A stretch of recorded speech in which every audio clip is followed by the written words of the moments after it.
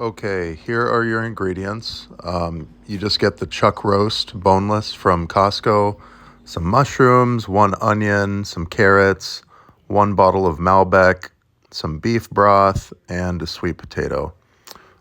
This beef broth I made, but you can buy your own from the store or just go 100% red wine because honestly, the chuck roast will put a lot of beef juice into the dish itself. So I heat up the stove here. I use canola oil because it's one of the healthier oils. It's also cheap and it has a pretty high smoke point, which you want for browning your meat. And you want a good amount of oil in there. I mean, not too much is going to go into the meat itself, but you want a really good amount in there just so you can get the proper sear and some good color. I also add a good bit of butter. The canola oil will keep it from smoking.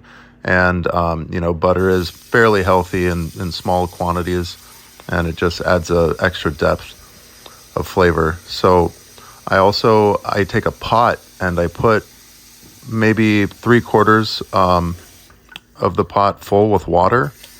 And what you're going to do with that is you're going to weigh down the meat in the pan so that it can get a proper color and an even sear, which you'll see here later. Now, in order to prepare the beef beforehand, all I did was salt it all over, and then I left it out on the counter for maybe 20 minutes so that it could dry brine. It pulls out a lot of the moisture. So I salt it all over and I wrap it in a paper towel so that it can absorb the extra moisture that comes out of the beef. I did that last night, but realistically, you can do it 30 minutes before. You can do it while you're cutting your veggies. It doesn't really matter how long. Just dry it off and pat it dry. So now that the oil and the butter are very hot, just starting to smoke, or when you can see that kind of reaction from the butter, I set a timer for 3-4 minutes for each side. And then I'm going to take the beef and put it down in the pan. You want to make sure it's not crowded. You want a pretty good amount of room in there. And then I press it down really well so that the oil and butter can do their thing. I have it on high heat here. Then I go ahead and take my weight and I put it on top and I make sure to press it down with some decent pressure just to make sure, like I said, that you're getting a full and even sear. And then you just leave it alone for 3-4 minutes, and while that's cooking I cut my veggies. For something like this, because it's going to be a braise, it's cooking in liquid, like you really don't need to cut it up too fine. I was using the Le Creuset crock pot type thing, so I had to cut the veggies kind of finer than I was hoping to, just because I was kind of limited on space. But you can do this whole thing and even double, triple your amount of veggies if you use a larger soup pot like we were talking about. I was just kind of low on room in the fridge. I also had some mushrooms back there that you can see. I didn't mention those before, but they're really good for you, and really any mushrooms work. They're all pretty much the same thing, the ones that you can get at the store. So now, as you can see, it's been about 3 to 4 minutes. I turned it down a little bit just because I didn't want it to burn. I mean, you can do that if you like, or just kind of keep an eye on it, check it with tongs every couple, maybe 2 or 3 minutes. And like I said, it doesn't really matter how finely you cut the veggies because it's all going to be cooking in the beef stock and the wine. So you just cut up your veggies here. The onion, the sweet potato, the carrot. Cut out any little, extra bits that don't look great or have some skin stuck in there. Just kind of a rough chop, as you will.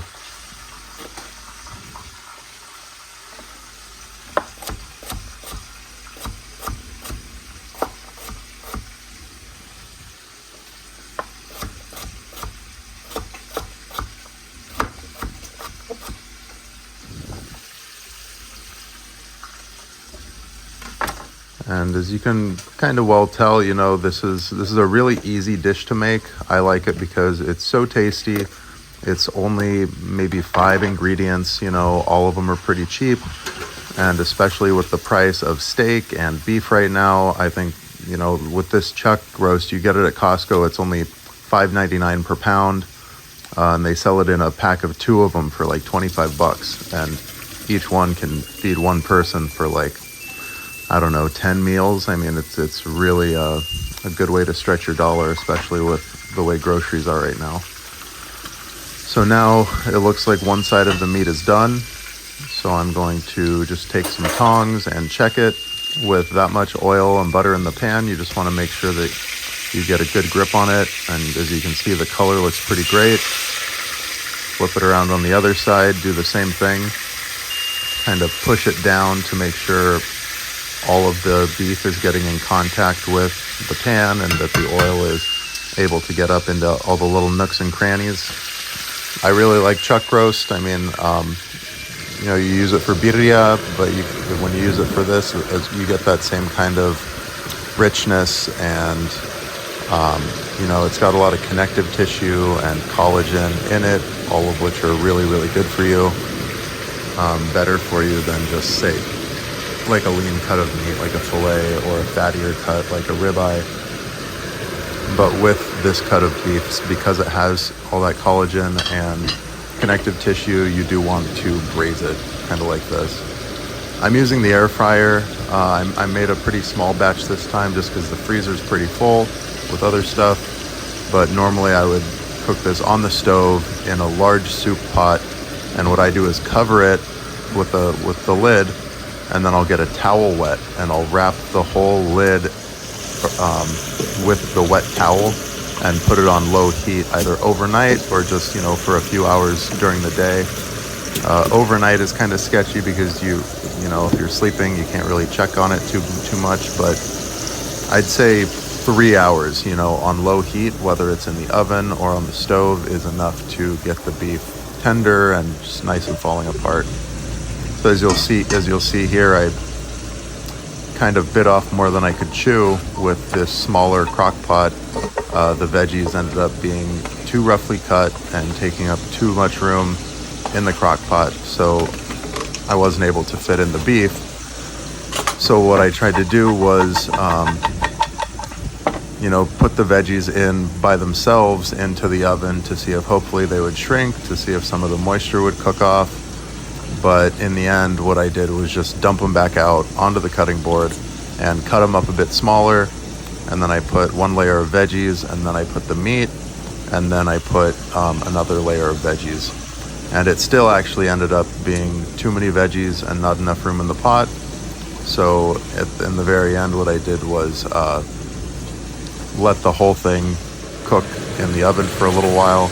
And then once the red wine and beef bone broth mixture was able to soften up the veggies, then I ended up adding the last of my mushrooms. As you can see here, we got a perfect sear on that side. So I flipped it back over just to get, you know, the same quality of a perfect sear on the first side, because there was a little section in the middle that didn't quite get the browning that I wanted. And yeah, I mean, can't do much better than that. So yeah, I mean, I'd say high to medium to high heat, a lot of oil in the pan with some butter, and 3 minutes per side. And of course, you know, make sure you salt the meat beforehand, let some of that moisture get pulled out. That's called the dry brine if you want to look up exactly how to do it. But it's super simple. You just cover the whole thing in salt, let it sit out on the counter for maybe 20 or 30 minutes, and then wipe up any of the excess moisture that comes out of it. What that does is it kind of tightens the meat up a little bit, takes out the extra moisture, and helps you get a really good sear, which gives it really great flavor. I'm using just the Costco Malbec for this. It's super cheap, super tasty, pretty easy. And as you can see here, this is me realizing that I had put too much veggies in my small crock pot, and I was gonna have to do something different. This part's kind of ugly, but yeah, I just kind of dumped out my veggies, hi Sophie, and I chopped them up a little bit finer. And yeah, then I put my meat in, kind of just crammed everything in there. And that's one thing that I love about this dish is that, I mean, you can let your imagination kind of run wild. You can use whatever veggies you have, really. I really like this mixture: onions, sweet potato, carrot, and mushrooms. You get a pretty good variety. It leads to a really rich, really tasty dish. And you know, with the red wine and the beef broth, it cooks itself. You put it on low heat, put it either in the oven or on the stove covered for 2-3 hours, I would say. And the end result is really, really tasty.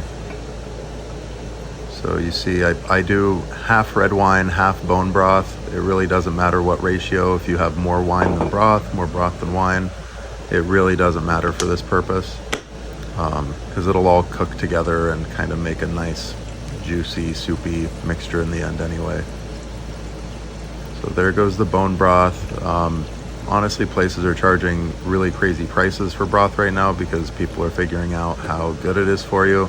So if you want to take the time and get some beef bones and boil those, it does take a while, but you know, you can end up with a lot more for a lot cheaper if you're willing to invest the time in it. But at the same time, I mean, the wine is the more important part of this equation. So even if you just get one of those like paper cartons of beef stock from the store and do half beef stock and half wine, you're still going to end up with something really tasty. So as you can see here, I'm setting the heat down pretty low, about 310 to 325, I would say, is a pretty safe range. And then this dinky little air fryer can only run for 90 minutes at a time for some reason. So I set it for the full 90 minutes. Then I set a timer on the stove to make sure that I could come back and jack the time back up. All right, now as you can see, it's all finished after the 3 hours.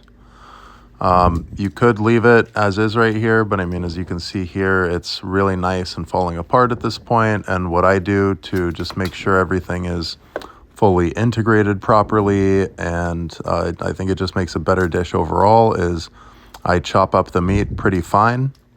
That way, when I'm scooping it out for a meal, I'm getting an even amount of beef, broth, and veggies. So we're going to just go ahead and chop.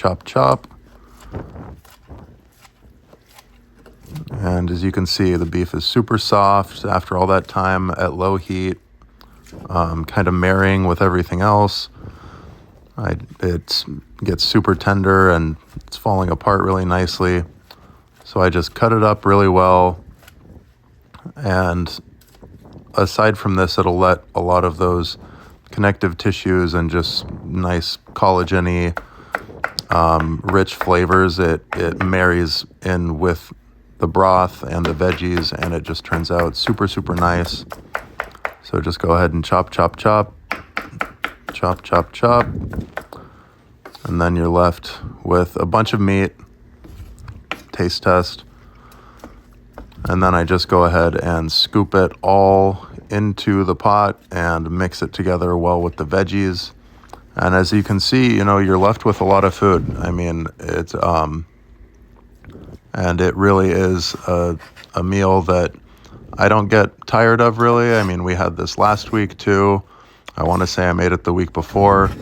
It's super easy. I'd say the total prep time where you're actually having to do stuff is less than an hour it takes to make this.